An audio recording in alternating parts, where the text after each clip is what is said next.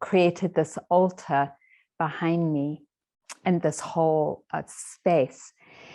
So one time we had driven back to her home in LA, and we were driving back, and it was around 11 p.m. or midnight. It was late. And she stopped the car sort of in the desert area where you drive for about 20 minutes before you get to the center, and it's dirt road. And she stopped the car in the middle of the road. And I'm like, oh, wow, maybe she needs to pee and she can't hold it in any longer. And she got out of the car and she went to the side of the road. And then I saw her picking up a stone in the headlights of the car and carrying it to the other side, and like bending her knees and putting it down, and then picking it up again and carrying it over to the other side of the road. And I was like, what is she doing? And so I waited, not particularly mindfully, for her to come back into the car. And I said, Ruth, what are you doing? And she said, I noticed that I was having difficulty being mindful. So I wanted to give my body and my mind a stronger experience to call me back. And that just seared itself into my mind, that kind of dedication to wanting to be present. And the beauty of that dedication is that it reflects back what we were calling into being last night in the refuges and in the precepts. That willingness to become undefended enough to want to hold our being in our hands of love, or to intend to. And that commitment of being willing to feel, not necessarily now, but in the orienting towards being willing to feel that I am deserving of love. I am deserving of finding my place in life and in the world, my home. And I know that all of us in one way or another have had touches of that feeling already, because this whole practice rests on the capacity and the experience we already have had, and we're strengthening and lifting that up. So whether it's a beautiful sunset, or lying in bed, or touching and stroking a pet, or being with someone who's dying, or the many, many other experiences where we have felt, in this moment, I know where I am, and I'm connected. I'm filled with the opposite of being lost and dislocated. And this practice is dedicated to lifting up those capacities that we have inside of ourselves.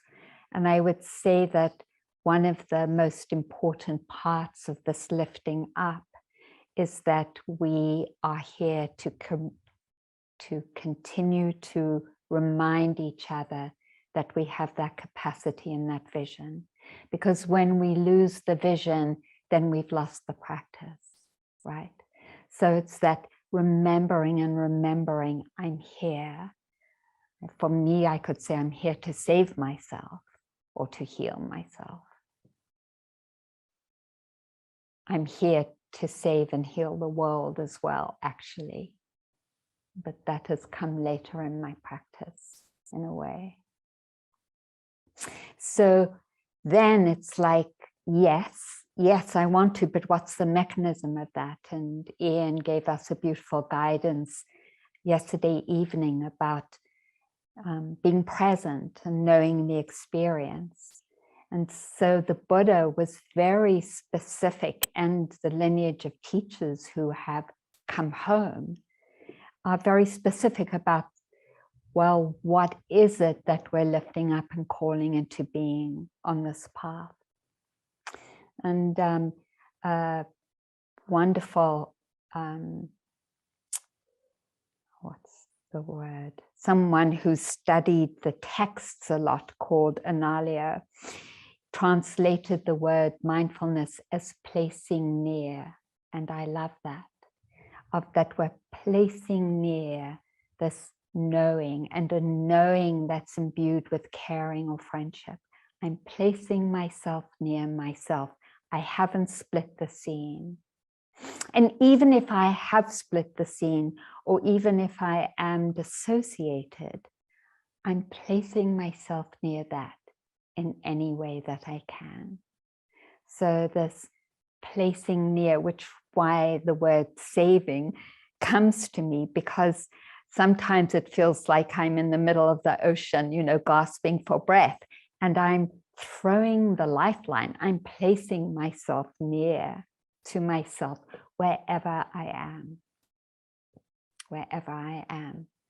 And we have offered some different technologies already, and some of you who are senior practitioners know many of them. But just to say, in a way, it doesn't matter how you find yourself. As long as you find yourself, that is the lifting up. So it might be sometimes that you have to count, or you sing a song to yourself while we're all sitting together. There isn't a limit to the creativity that we can offer, as well as using the body and the breath and sound. Over this week, we will offer different ways and technologies to place ourselves near to ourselves, to take ourselves in our hands and say, yes, I'm here with you. And the traditional word for that is mindfulness.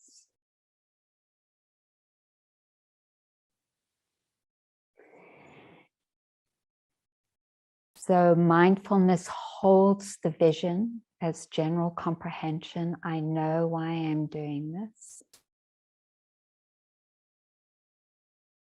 And then to place it again as another context, because both contexts are important to me, of not abandoning myself, of placing myself near myself, because this is the life I've been given, and also so that I can place myself in the world. I can place myself near the world, save the world, that save it from oppression, war, in any of the ways that we as we part of social movements have already. So holding that vision, placing ourselves near, and then the mechanism for it is to remember, which is the Pali classical definition of mindfulness, is to remember. So the simile that the Abhidharma gives is that we're not a cork being blown this way and that on the ocean without any anchoring. We are remembering, oh, I remember to know what my experience is, and to care, or to be friendly, or to be kind. Or if I can't be any of those things, part of mindfulness's capacity and the definition of mindfulness, as we know our experience, is to know if there's anything in our mind state, any habitual stories or energies that actually takes us away, that captures our energies and moves our energies out into whatever story it is. And that's the opposite of mindfulness. And so it's considered an obstacle when we're caught in whatever conditioned habitual story we find ourselves in, right? And it stops being an obstacle as soon as we know that.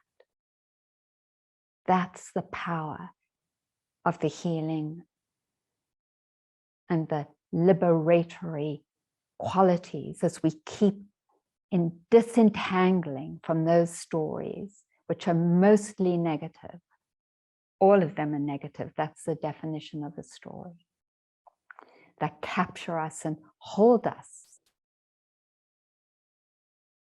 enclose us. And it takes such incredible humility to say, okay, I know you so well. I know you so well. Story of judgment. And it's okay. And I'm coming into a knowing relationship.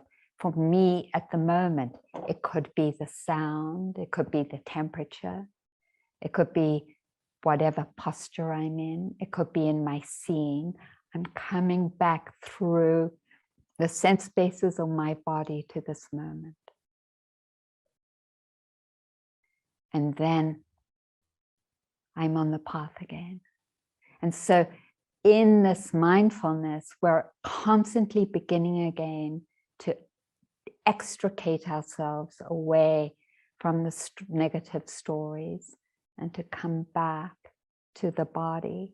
And in the body, we can feel the imprint of those stories. And then there's even a deeper healing, like how does it feel in my body? Tightness, hardness, tension, contraction. And can I know that? Can I know that place? And I am not saying stories are bad. I'm just saying that there are ways that capture us and take us away from being present to ourselves. And it's the presence that's the great healer, that knowing. And so you're probably gathering already that that knowing isn't a kind of habitual knowing.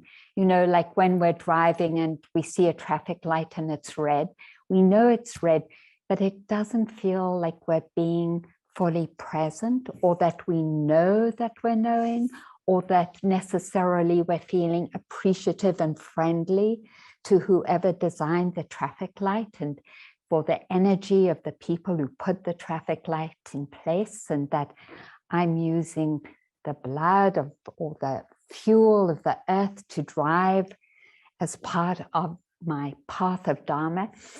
That would be mindfulness. But there's a kind of basic habitual knowing that isn't mindfulness. And so you maybe can begin to feel the difference of that general comprehension of I know what I'm doing. And in that knowing of knowing, or the fullness of knowing, then there is a caring and an appreciation and a comprehension of the interrelatedness of every single condition I find myself in. And so sometimes when we eat, that's more accessible.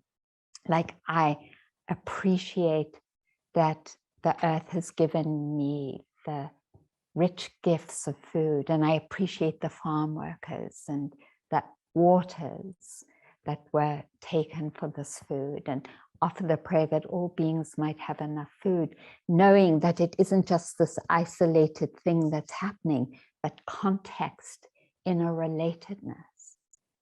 And so maybe then in the ways that we pray or are artistic or dance or make love, the power that Booker was talking about, it's related. And the knowing is the mechanism, the mindfulness is the mechanism of relatedness. And so when we find ourselves related in that ways, we can turn and acknowledge, oh, I'm mindful in the moment. This is the power, the engine of transformation and liberation.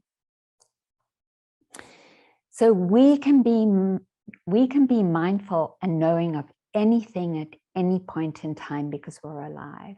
It could be through hearing or seeing, the feeling of touch of clothes on our body, or the feeling of the touch of breath, or any other sensation in the body.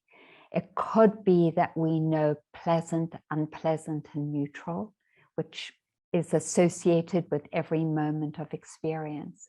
It could be that we turn our knowing to our thoughts and all our stories, and we just keep knowing those. It could be that we know the beautiful energies, the moments of generosity and love and joy and collectedness of the mind.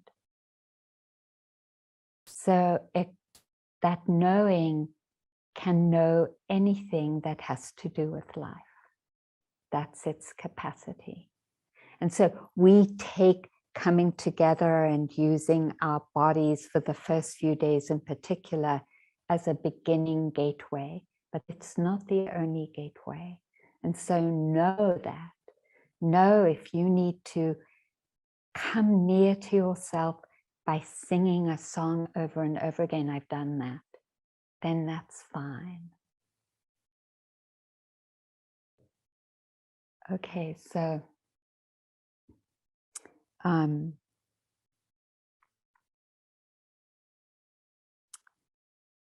I want to just say one other thing about the knowing for those that have been practicing, for all of us as a reminder.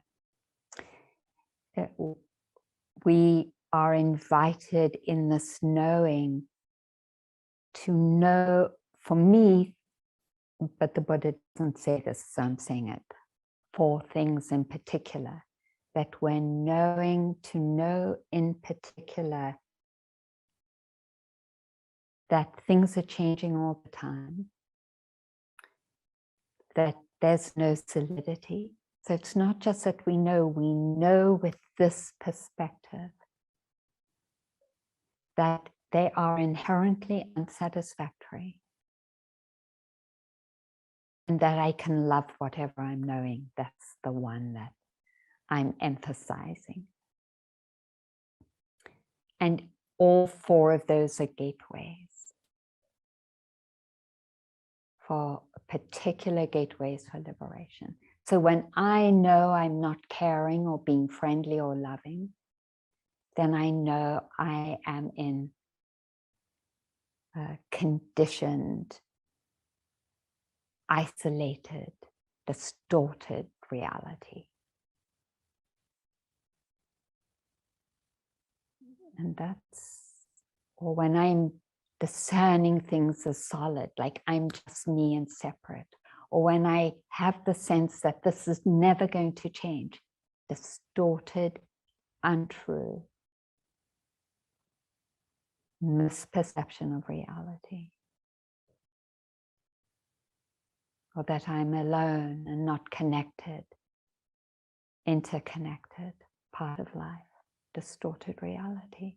So we're knowing with this particular invitation. Sometimes just knowing is good enough, but if you happen to find yourself quieter and more collected, where the knowing's stronger, then this is a great invitation for those of you who have been practicing a while. Okay. Okay, so thank you for your patience in holding through with my taking time at the beginning of the retreat to frame a little bit what we're doing. And I wanted, I'll do this at the end. So let's find as we find a comfortable position, or relatively comfortable. Some of us are in pain a lot, so then we just open to how that is too, right? Whatever feels most appropriate for us. And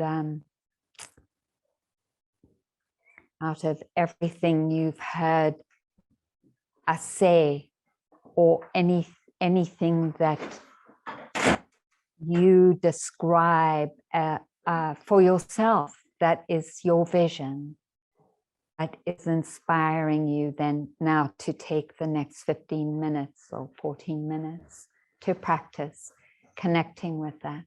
Just taking a moment to appreciate the vision that you're carrying, whatever that is, whatever your intention is, to appreciate that.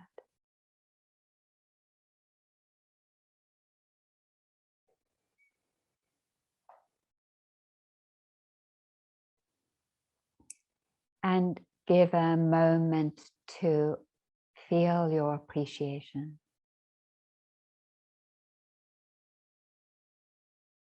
That you are caring for yourself and others.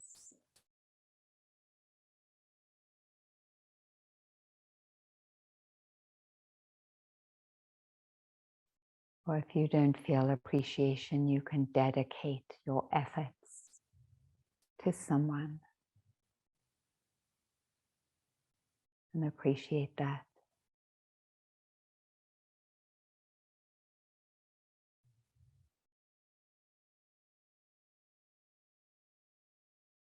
I'm going to begin by inviting us to open to and know the sound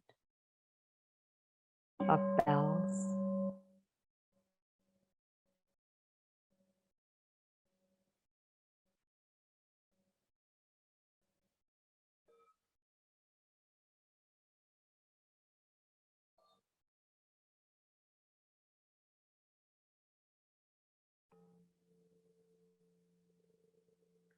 Relaxing, sound is there.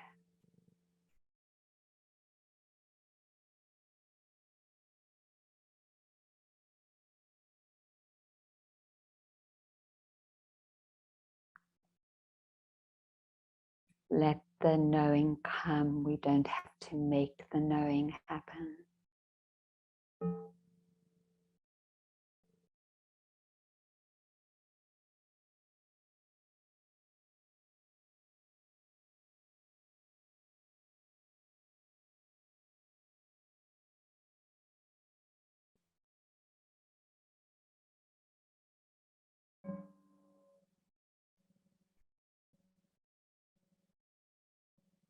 Inviting a relaxation into the support that the earth is giving you. Always, always supporting us. Not reaching for anything right now.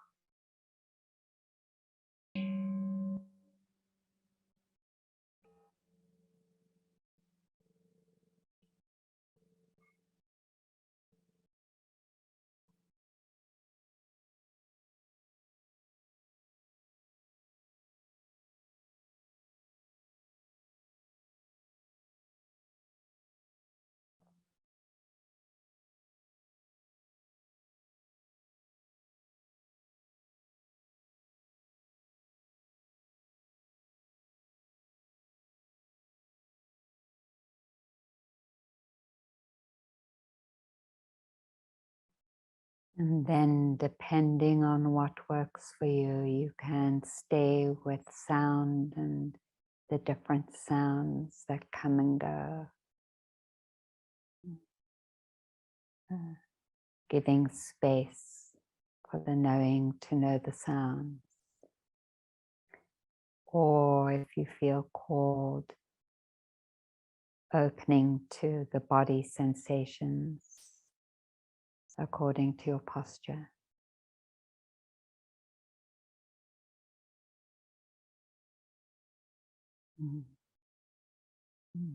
Let's take a few minutes, if you're with the body, together to acknowledge where the feet are, where they're resting, and the sensations there. Again, giving space for those sensations to live, pressure, hardness, and it's not as though we're so separate. We know it as though we're vulnerable and allowing the sensations, their space to live inside our being.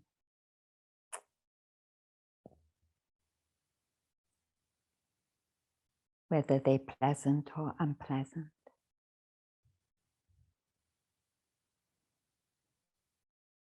Notice the touch of cloth or air against the lower legs.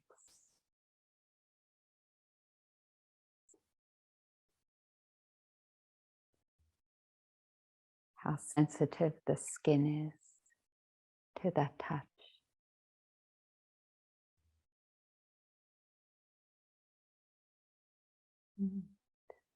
Staying alert and connected, nearby, present. Experiencing the knees, and if they're bent, that's stretching.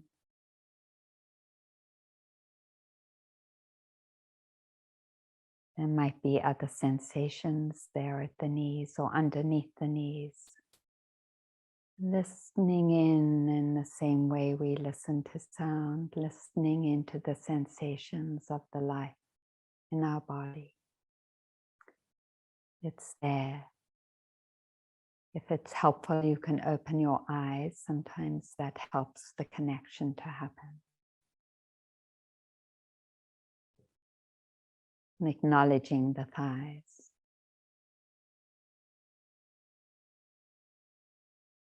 Warm or cold. Vibration, tingling. Pressure, hard, soft.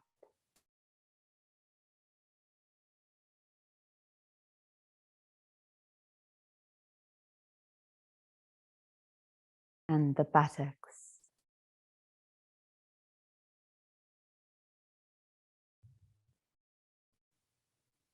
Staying close, nearby, vulnerable listening.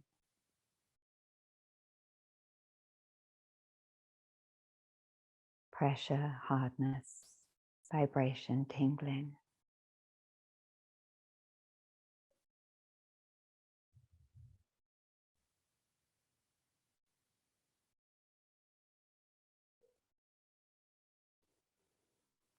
Acknowledging the back, whether you're lying down and the pressure on the back, or standing or sitting. Then the touch of cloth or air.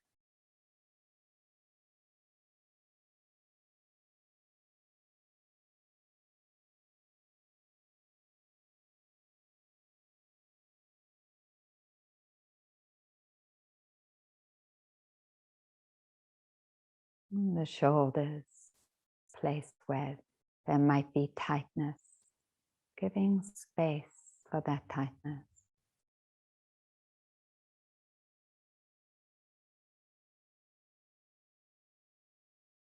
And how the skin of the armpits touches cloth or other skin, the warmth there, often warmer than other parts of the body in the armpits. How sensitive that skin is.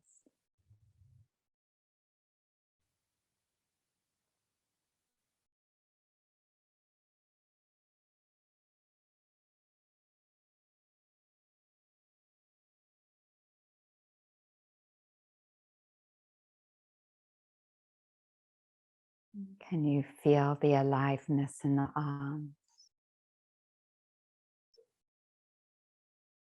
And if you can't, no problem. Then you can just imagine the arms and let that image be placed exactly where your arms are and open your eyes. That's fine too.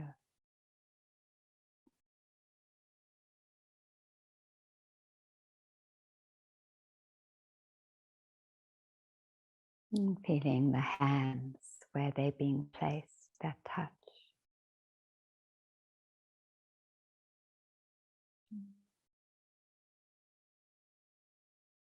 The hands that help us so much, even if they're arthritic and in pain.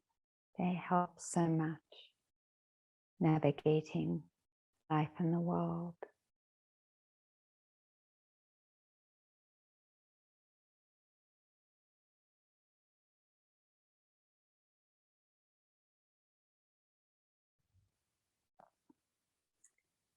take a moment and open to the whole sitting and the sounds again, relaxing, just in case there was a little too much focus and trying.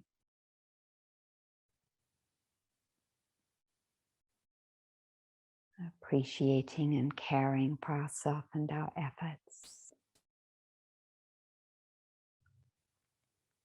And caring for all the organs in our abdominal cavity and chest cavity. For everything they offer us. And the life there.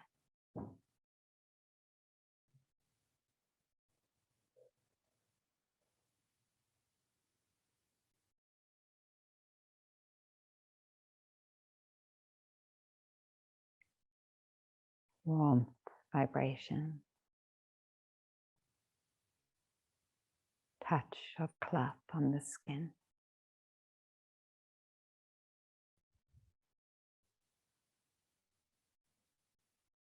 Including the throat and the tongue. Notice the tongue, its warmth and wetness.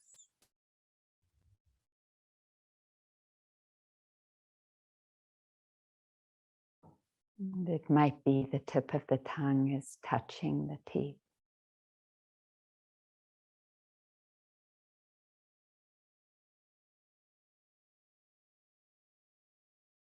How it's lying in the mouth, relaxed or tense, either is fine.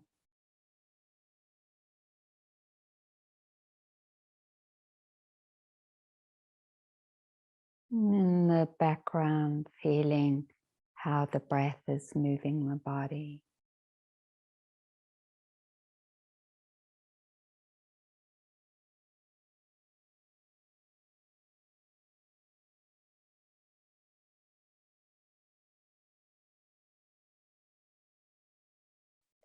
Stay with the tongue a moment longer, with the breath in the background.